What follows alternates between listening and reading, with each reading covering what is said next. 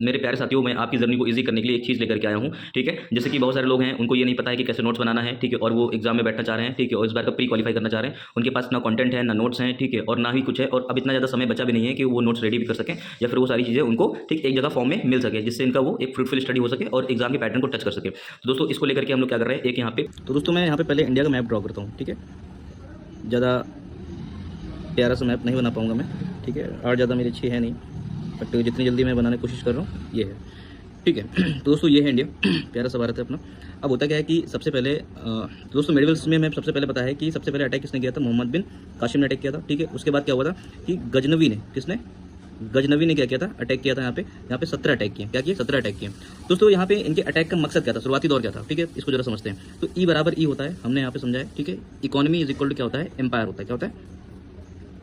Empire. अगर हमें empire बनाना है तो हमें अपनी इकोनॉमी मजबूत करना पड़ेगा। तो दोस्तों ये गजनवी के बारे में क्या है, गजनवी क्या है, एक साम्राज्यवादी शासक रहा है। ठीक है, इसको अपना साम्राज्य बढ़ाना था। ठीक है, मिडिल ईस्ट की तरफ, इधर की तरफ क्या करना था, उसको अपना एरिया एक्सटेंड करना था। ठीक है, तो उसको चाहिए थे बहुत सारे पैसे की जरूरत। उसको भारत की संपन्नता के बारे में बहुत अच्छे से पता था कि भारत कितना समृद्ध और संपन्न देश है और इनके मंदिर में कितना ज्यादा पैसा होता है। ठीक है, तो उसने यहाँ पे 17 अटैक किया, और जो 17वां अटैक था उसने यहाँ पे कहाँ किया था, सोमनाथ टेम्पल में किया था। कहाँ पे किया था? सोमनाथ टेम्पल, जो कि कहाँ पे है, गुजरात में है। ठीक है, गुजरात वाले रीजन में क्या किया था उसने, सबसे पहले अटैक किया था। अब दोस्तों होता क्या है, ठीक है, जब ये गजनवी अटैक कर रहा था, ठीक है, फिर इसके बाद यहाँ पे गौरी आता है। कौन आता है? गौरी आता है। तो उस टाइम था क्या, इंडिया में किसका शासन चल रहा था? दोस्तों यहाँ पे राजपूतों का शासन चल रहा था। किसका चल रहा था? राजपूतों का शासन चल रहा था। इसके बारे में एक डेडिकेटेड वीडियो बनाऊंगा मैं, राजपूतों का वंश के बारे में। ठीक है, वीडियो बनाऊंगा। ठीक है, तो दोस्तों यहाँ पे जरा देखते हैं कि ये दोस्तों ये है राजस्थान का एरिया है। तो यहाँ पे दोस्तों ये है अजमेर। क्या है?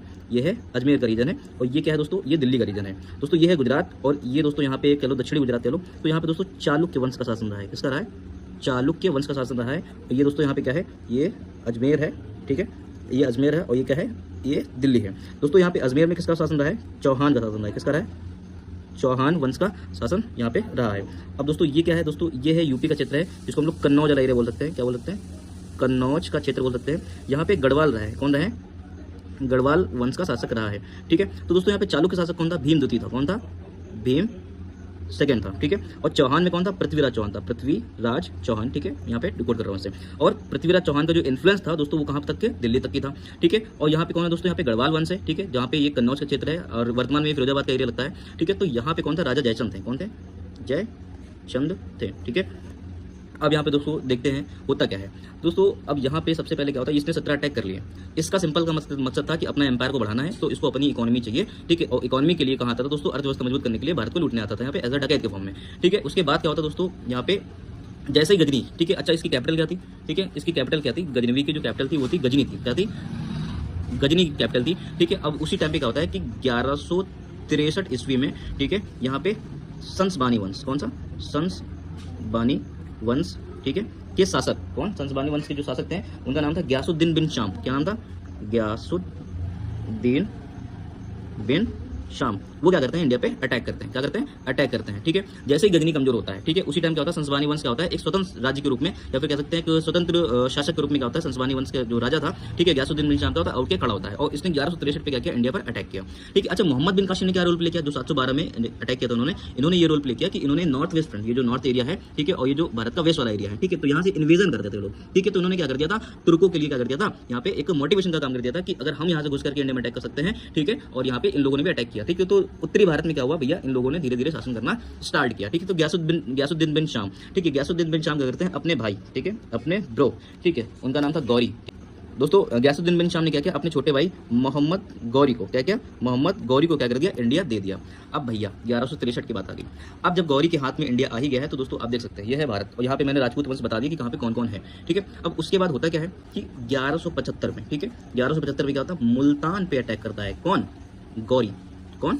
गौरी क्या करता है, मुल्तान पे अटैक करता है, और मुल्तान पे अटैक करता है। मेरे प्यारे साथियों, मैं आपकी जर्नी को इजी करने के लिए एक चीज़ लेकर के आया हूँ। ठीक है, जैसे कि बहुत सारे लोग हैं, उनको ये नहीं पता है कि कैसे नोट्स बनाना है। ठीक है, और वो एग्जाम में बैठना चाह रहे हैं। ठीक है, और इस बार का प्री क्वालिफाई करना चाह रहे हैं। उनके पास ना कंटेंट है, ना नोट्स हैं। ठीक है, और ना ही कुछ है, और अब इतना ज़्यादा समय बचा भी नहीं है कि वो नोट्स रेडी भी कर सकें, या फिर वो सारी चीज़ें उनको ठीक एक जगह फॉर्म में मिल सके, जिससे इनका वो एक फ्रूटफुल स्टडी हो सके और एग्जाम के पैटर्न को टच कर सके। तो दोस्तों इसको लेकर के हम लोग क्या कर रहे हैं, एक यहाँ पे पेड ग्रुप चला रहे हैं RO को लेकर के। ठीक है, दोस्तों यहाँ पे है क्या कि आपको 500 रुपये में, ठीक है, एग्जाम तक की टिल द एग्जाम, ठीक है, वन टाइम पेमेंट लिया जा रहा है। ठीक है, वन टाइम पेमेंट है। ठीक, एक बार पेमेंट देंगे, जब तक आपका एग्जाम नहीं होगा तब तक आपको यहाँ पे टेस्ट सीरीज, ठीक है, टेस्ट सीरीज आपको दी जाएगी, ठीक, जो कि एग्जाम के लेवल को टच करेगी, ठीक है। घटना चक्र का जितना भी ये शॉर्ट नोट्स है, ठीक है, घटना चक्र का शॉर्ट नोट्स, उसका पीडीएफ आपको दोस्तों मिल जाएगा, ठीक है। प्रीवियस ईयर क्वेश्चन का दोस्तों यहाँ पे सॉल्यूशन मिल जाएगा, ठीक है। प्रीवियस ईयर क्वेश्चन के दोस्तों यहाँ पे आपको क्विज करा दिए जाएंगे, ठीक है। और दोस्तों यहाँ पे आपको रिकॉर्डेड लेक्चर मिल जाएगा, क्या मिल जाएगा, रिकॉर्डेड लेक्चर मिल जाएगा, जो कि दोस्तों आपने जैसे कि अभी वीडियो चल रही है, आपने देखा यहाँ पे किस हिसाब से काम किया जा रहा है, कैसे पढ़ाया जा रहा है दोस्तों, यहाँ पे बहुत ज़्यादा ऑथेंटिक। अगर आप भूल भी जाते हैं,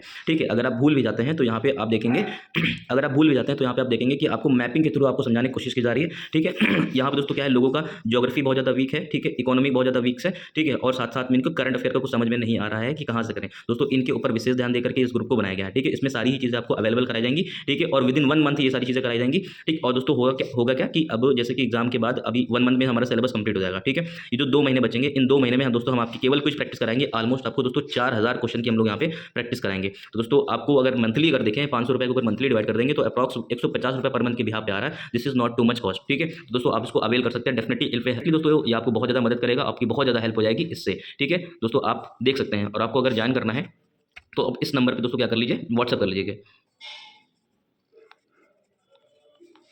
इस नंबर पे दोस्तों आप क्या करेंगे, यहाँ पे व्हाट्सअप कर दें दोस्तों। आपको एक व्हाट्सअप मैसेज करना होगा दोस्तों, वहाँ पे आपको चीज़ें दे दी जाएंगी और लिंक आपको प्रोवाइड करा दिया जाएगा ताकि आप ग्रुप में आ सकें, ठीक है। Thank you so much for watching this video दोस्तों। आप वीडियो को कंटिन्यू देखें। और ये जीत जाता है, क्या होता है, मुल्तान पर अटैक करके क्या होता है, जीत जाता है। और जो उस टाइम मुल्तान पे कौन था, करमाथी वंश था। कौन था, करमाथी वंश था, ठीक है। मुल्तान को जीत गया। अब जब मुल्तान को जीत गया तो मुल्तान को जीतने के बाद इसका हौसला क्या हो गया दोस्तों, बढ़ गया। दोस्तों यहाँ पे मैं देख रहा हूँ, आप देखो कि अभी वीडियो में केवल 5 ही 6 मिनट हुए हैं और मैंने इतनी सारी इन्फॉर्मेशन आपको बता दी। मैंने गजनवी के बारे में थोड़ा सा टच किया, मैंने गौर वंश कैसे आया और कैसे इंडिया में मुस्लिम एम्पायर क्या होता है, स्टैब्लिश होता है, कैसे मैंने यहाँ पे डिस्कस कर लिया। देखो इतने सारे डेटा फैक्ट आपको सब क्या है यहाँ पे तैयार होना चाहिए, ठीक है। इस तरह की तैयारी मांगती है आपकी प्रीलिम्स के लिए, ठीक है। तो 1175 में क्या होता है दोस्तों, यहाँ पे मुल्तान, ठीक है, मुल्तान क्या होता है, इनके कब्जे में चला जाता है। अब फिर दोस्तों होता है क्या, 1178 में, ठीक है। अब इनका भैया हौसला बढ़ गया, कहते हैं मैं तो जीत गया, ठीक है। अब 1178 में क्या होते हैं दोस्तों, ये आते हैं और कहाँ पे, चालुक्य वंश पे अटैक करते हैं। कहाँ पे, चालुक्य वंश पे क्या करते हैं, अटैक करते हैं। चालुक्य वंश पे दोस्तों होता कौन है, ये होता है भीम सेकंड। कौन रहता है, भीम सेकंड रहता है, ठीक है। और ये अपनी माता के सहयोग से क्या करता है, इसको गौरी को हटा देता है, ठीक है। तो क्वेश्चन यहाँ से हो जाता है कि गौरी की पहली भारत में जो विजय होती है वो कहाँ पे हुई थी, मुल्तान में हुई थी। और दोस्तों पहली पराजय भी कहाँ हुई थी, ये चालुक्य वंश, ठीक है। चालुक्य वंश के जो शासक थे भीमज्योति ने उनको हराया था, ये गुजरात में हुआ था, ठीक है। मैंने बताया था देखो ये चालुक्य वंश है, ठीक है। इन्होंने क्या कर दिया, गौरी को हरा दिया। इन्होंने दोस्तों क्या कर दिया, इन्होंने क्या कर दिया, गौरी को हरा दिया, ठीक है। तो पहली पराजय मुल्तान है, पहली जो इनकी विजय है वो मुल्तान है और जो पहली पराजय है वो क्या है, गुजरात है, चालुक्य वंश में। अब दोस्तों इनका सेकंड जो अटैक होता है, ठीक है। अब दोस्तों उसके बाद इनका जो अटैक होता है 1181 में होता है, ठीक है। और फिर यहाँ पे 1186 में होता है, ठीक है। अब दोस्तों इनका जो दूसरा अटैक होता है वो 1181 में और 1186 में होता है, ठीक है। जो कि कहाँ पे होता है, पंजाब पे होता है। क्या होता है, पंजाब में करते हैं, ठीक है। और जो उस टाइम जो पंजाब के राजा थे, ठीक है, वो खुसरो मलिक था। कौन था, खुसरो मलिक था, ठीक है। अभी खुसरो मलिक कौन है, ये गजनी का चेला था। किसका चेला था, गजनी का चेला था, ठीक है। गजनी हमें पता है ना 17 बार अटैक किया था। तो जब मुल्तान जीत गया था, पंजाब में भी उसका शासन हो गया था, तो उसने क्या करता था, गजनी किसको हाथ में दे दी थी, खुसरो मलिक के हाथ में दे दी थी, ठीक है। अब गौरी ने क्या कर दिया, 1181 में पहला अटैक किया। अब गौरी ने क्या कर दिया, 1181 में पहला अटैक किया और 1186 में क्या किया, पंजाब पे दूसरा अटैक किया, ठीक है, खुसरो मलिक के ऊपर। अब उसके बाद दोस्तों क्या होता है, अब इसका जो रियल वाला काम चालू होता है वो 1191 हुआ। क्या हुआ, 1191। अब दोस्तों इसने किसको अटैक किया 1191 में, ठीक है, यहाँ पे पृथ्वीराज चौहान के ऊपर अटैक किया और पृथ्वीराज चौहान ने इनको क्या कर दिया, पराजित कर दिया। क्या कर दिया, पराजित कर दिया, ठीक है। इसका मतलब गौरी क्या हो गया, गौरी हार गया, गौरी डिफीटेड हो गया, ठीक है। अब उसके बाद जो पृथ्वीराज चौहान थे, गौरी को क्या कर लिया, हल्के में ले लिया, ठीक है। आज जब इनको हल्के में लिया तो 1192 में गौरी क्या करता है, फिर से रिटेलिएट करता है। क्या करता है, गौरी फिर से रिटेलिएट करता है और इस बार गौरी क्या हो जाता है, जीत जाता है। क्या हो जाता है दोस्तों, जीत जाता है, ठीक है। तो आपने यहाँ पे देखा कि कैसे गौरी ने क्या कर दिया, पहले मुल्तान को कैप्चर किया, फिर पंजाब को कैप्चर किया, फिर दोस्तों धीरे धीरे क्या कर दिया इसने, पृथ्वीराज चौहान को हरा करके, ठीक है, बैटल ऑफ तराइन, ठीक है। ये दोनों ही बैटल क्या है, बैटल ऑफ तराइन है। यहाँ पे दोनों को हरा दिया और ठीक है, और धीरे से क्या कर लिया, ये अजमेर को क्या कर लिया, अपने हाथ में ले लिया, राजस्थान में घुस गया, ठीक है। अब उसके बाद दोस्तों क्या है कि 1194 में, ठीक है, जयचंद, कौन, जय चंद के ऊपर क्या करता है, ये अटैक करता है, ठीक है। राजा जयचंद के ऊपर अटैक करता है, जो कि कहाँ पे, गढ़वाल वंश के थे। कहाँ पे, गढ़वाल वंश के थे। मैंने बता रहा ना कि ये सब ये क्या थे, राजपूत वंश थे,